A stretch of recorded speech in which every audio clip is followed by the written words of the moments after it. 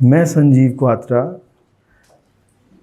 योग नगरी ऋषिकेश से बिलोंग करता हूँ और एक व्यापारिक परिवार से आता हूँ, जहाँ मैंने अपनी 15-16 साल की उम्र से ही बिज़नेस में अपना पार्टिसिपेशन दिया था और आगे बढ़ते हुए लगभग आफ्टर 20 इयर्स कम्प्लीटली मैंने उसको ऑप्ट किया। मैं ऋषिकेश में माँ गंगा के उस प्रवाह की बात आपसे करना चाहूँगा जो अविरल है, जिसमें कभी कोई बाधा नहीं है, और अगर कभी कोई बाधा आती भी है तो प्रकृति उसे स्वयं हटा देती है। हम बांध तो सकते हैं थोड़ी देर के लिए उस प्रवाह को, मगर रोक नहीं सकते। यही प्रवाह में हम सब के मनों में उस अंतर्मन यात्रा की तरफ देखना चाहता हूँ, जहाँ हम उस प्रवाह की तरह बहें कि समाज में होता हुआ कोई भी कार्य हमें इस प्रकार बाधित ना कर दे कि वो अवरुद्ध हो जाए। मैं हमेशा इस बात के लिए खड़ा हूँ कि किसी भी स्वरूप में हमारी अंतर यात्रा अविरल चलनी चाहिए, क्योंकि वही हमारे लिए एक प्रसन्नता का वो भाव है जिसके लिए हमें जीवन मिला है। अन्यथा इस जीवन का कोई भी महत्व नहीं है अगर हम प्रसन्न नहीं हैं, और प्रसन्नता वो है जो हमारे अंतर हृदय से आती है। वो प्रसन्नता हो ही नहीं सकती जो किसी कॉमेडी शो से हम थोड़ी देर के लिए ले सकते हैं। तो मैं उस प्रसन्नता की बात कर रहा हूँ। मैं आज एक कॉलेज कैंपस में खड़ा हूँ और अनुभव कर पा रहा हूँ कि कुछ वो नवीन मन जिनसे मैं चाहूँगा कि वो मेरी तरफ मुखातिब हों और इस बात को समझें कि मैंने क्या कहा। आपका परम उद्देश्य भारत होना चाहिए, आपकी शिक्षा भारत के उत्थान के लिए हो। आपका कोई भी स्टेप, आपका कोई भी विज़न पहले भारत को कंसीडर करे, बाद में आपको कंसीडर करे। आपके जीवन में कोई भी आता हुआ आर्थिक पैकेज, इकोनॉमी पैकेज जो भी आपका होगा, वो बायो प्रोडक्ट है, वो आपका मेन गोल नहीं है। इस बात को हमेशा हम जीवन में ध्यान रखें कि हम अपने मेन गोल यानी कि भारत, जो विश्वगुरु था और है भी, पहले प्रत्यक्ष था, अभी छुपी हुई संभावनाएं उसको उजागर कर रही हैं। ये सूर्योदय होने वाला है। इस भाव के साथ मैं आप सब से इस चीज़ के लिए प्रार्थना भी करता हूँ और आप सब से कामना भी करता हूँ कि आप अपना विज़न भारत के लिए रखें। आर्ट ऑफ बैलेंस ये लिखा हुआ था जहाँ मैं नीचे खड़ा था, तो मेरे नाम के साथ। मगर आर्ट ऑफ बैलेंस वास्तव में बैलेंस यानी योग, और बैलेंस तभी हो सकता है जब हम इंटरनली शांत होते हैं। अदरवाइज़ मेंटल ट्रैफिक, विचारों का वो रश जो हमारे दिमाग में है, वो हमें कभी भी बैलेंस होने नहीं देता, और इसी के लिए हमें जीवन में काम करना चाहिए।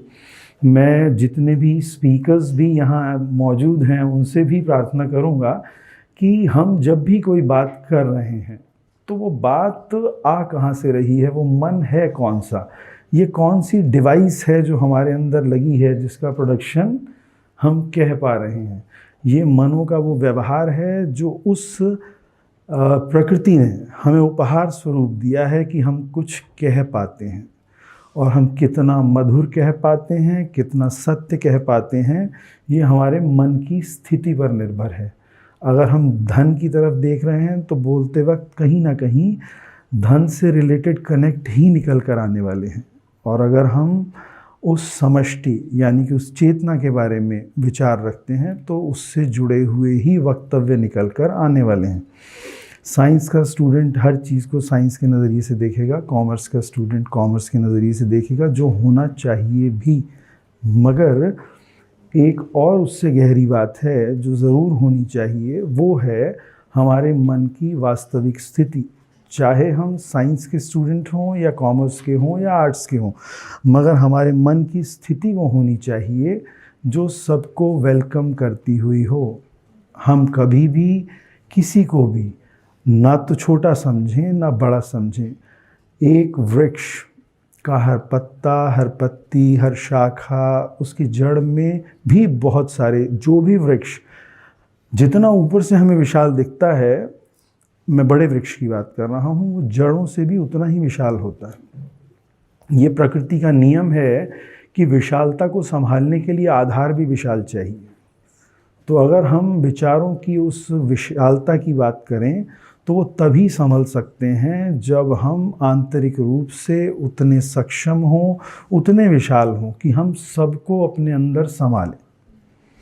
अगर हमारे अंदर ये योग्यता है कि हम अपने दिखने वाले कॉम्पिटिटर्स को, या जिनसे भी हम समझ पा रहे हैं कि वो हमारे कॉम्पिटिटर हैं, हालांकि होता नहीं है कोई मगर दिखता तो है, तो जो भी हमारे कॉम्पिटिटर हैं, हम इस भाव से उनको देख सकें कि वो सिर्फ कॉम्पिटिटर नहीं हैं, वो एक व्यक्ति भी हैं। जैसा मैं हूँ, जैसा मैं अपने लिए सोचता हूँ, वैसा वो अपने लिए सोचते हैं। इस भावना के साथ जब हम एक दूसरे के साथ खड़े होंगे तो हम भारत के विकास की उस अवधारणा को सत्य करने के लिए एक कंपोनेंट बन सकते हैं, क्योंकि विश्व गुरु भारत का नागरिक, वो मन, वो स्तंभ वही हो सकता है जो सबको स्वीकार करे, जिसकी स्वीकार्यता क्षेत्रवाद है, जिसकी स्वीकार्यता जातिवाद है, धर्मवाद है, वो कभी भी उस विश्वगुरु भारत का वो स्तंभ नहीं हो सकता जिसकी आवश्यकता अब है।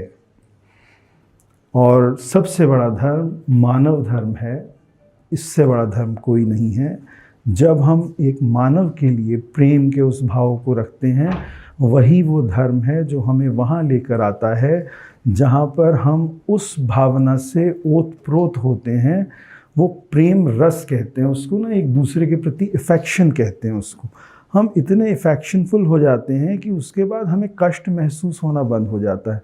आप ना एक्सरसाइजेज में गुड एंजाइम्स की बात करते हैं कि जब हम स्पोर्ट्स में जाते हैं गुड हार्मोन्स बनते हैं। What is good hormones? The real good hormones are, जो हम जीवन उस भावना के साथ जीते हैं जब हम सबके लिए सोच रहे हैं और सबको प्रसन्न रखने का भाव रख रहे हैं। इतने गुड हार्मोन्स बनते हैं कि मुझे उस मुस्कुराहट से रोक ही नहीं पाता। मैं भी अगर चाहूँ कि मैं अपने आप को रोक लूँ तो मैं नहीं रोक सकता, क्योंकि मैं सबके लिए बात कर रहा हूँ। ये प्रकृति का नियम है, नेचर का एक रूल है कि वो हमेशा खाली स्थान को भर रही है।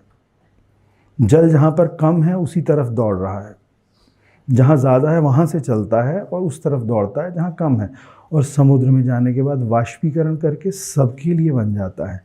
ये प्रकृति के हर व्यवहार में आपको देखने को मिलेगा कि प्रकृति बांट रही है, कमी को हर जगह पूरा कर रही है। अगर हम उस प्रकृति का हिस्सा बने कि समाज में किसी भी कमी को पूरा करने का काम करें, वो हमारे जीवन को वहाँ लेकर आती है जहाँ हम प्रकृति के पिलर बन जाते हैं।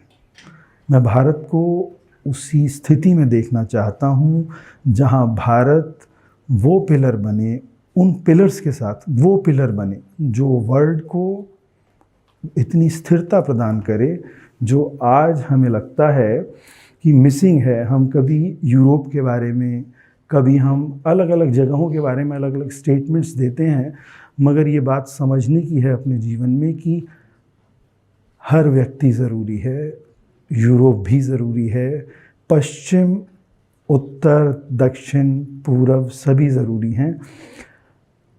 पूर्व से सूर्य का उदय होता है, तो अगर पश्चिम को इग्नोर कर देंगे तो अस्त कहाँ होगा, और अगर अस्त नहीं होगा तो दोबारा पूर्व से उदय कैसे होगा? आना ही पड़ेगा, सबको अपने साथ लेना ही होगा। मैं इस ग्लोबल थॉट को भी इंट्रोड्यूस कर रहा हूँ अपने माध्यम से कि जीवन में स्वीकार्यता मानव की हर स्वरूप में होनी चाहिए। मानव धर्म का मतलब है सबकी स्वीकार्यता, देश की सीमाओं को भी पार करके हम ग्लोब की बात करें, ग्लोब के बाद हम उस अंतरिक्ष की भी बात करें जहाँ पर उठता हुआ धुआं उन जीवाणुओं को तो कष्ट देता ही है जो ऊपर से हमारे लिए प्रेम की व्यवस्था कर रहे हैं। प्रेम की व्यवस्था उन जीवाणुओं से मेरा मतलब है कि सूर्य की किरणें जो भूमि पर पहुंचती हैं वो किस माध्यम से आती हैं? वो उन जीवाणुओं के माध्यम से ही आती हैं, अणु परमाणु के माध्यम से। नहीं तो वो किरणें भी यहाँ, क्योंकि वो ट्रांसफ़र होती हुई आ रही हैं, कोई तो है उस परिधि में जो उसको आगे भेज रहा है। तो हमें हर स्थिति में प्रकृति के साथ उस सामंजस्य को बनाना होगा। मगर एज अ मानव, प्रकृति ने हमसे सिर्फ इतना ही चाहा है कि हम कम से कम मानव से तो प्रेम करें, उससे घृणा ना करें। सड़क पर घूमते हुए वो बच्चे जिनको माँ बाप फोर्सफुली घुमा रहे हैं, हमें वो नहीं चाहिए। नहीं चाहिए का अर्थ, हमें शिक्षा पूर्ण रूप से आरक्षित चाहिए उन मनों के द्वारा जिनके पास धन भी है, व्यवस्था भी है, मगर हमें आरक्षण शिक्षा में चाहिए, बाकी कहीं नहीं चाहिए। अगर हमारे यहाँ के बच्चे उस स्वरूप से हटकर उस स्थिति में आएंगे जो समाज को आगे बढ़ा सकें, हमें ऐसे एडमिनिस्ट्रेटर्स चाहिए जो इस भावना से ओतप्रोत हों। मैं आह्वान करूँगा उस सारी युवा पीढ़ी से कि वो अपने अंदर उस नेतृत्व क्षमता को तलाशे, वो उन पैरामीटर्स को तलाशे जिनका जिक्र मैंने तो बहुत थोड़ा सा किया है। बहुत कुछ भरा हुआ है, बहुत कुछ कहा गया है, बहुत अच्छे वक्ता हैं, बहुत अच्छी पुस्तकें हैं, बट हम उसमें से ऑप्ट क्या कर पा रहे हैं, मैं उसके लिए थोड़ी सी बस दिशा ही दे पाया हूँ। और मैं आप सब लोगों को हृदय से नमस्कार प्रणाम करता हूँ। और मैं चाहता हूँ कि अगर इनमें से एक भी बात आपने पकड़ी तो माला बनेगी और सबको पिरोते हुए 108 कर देगी। नमस्कार।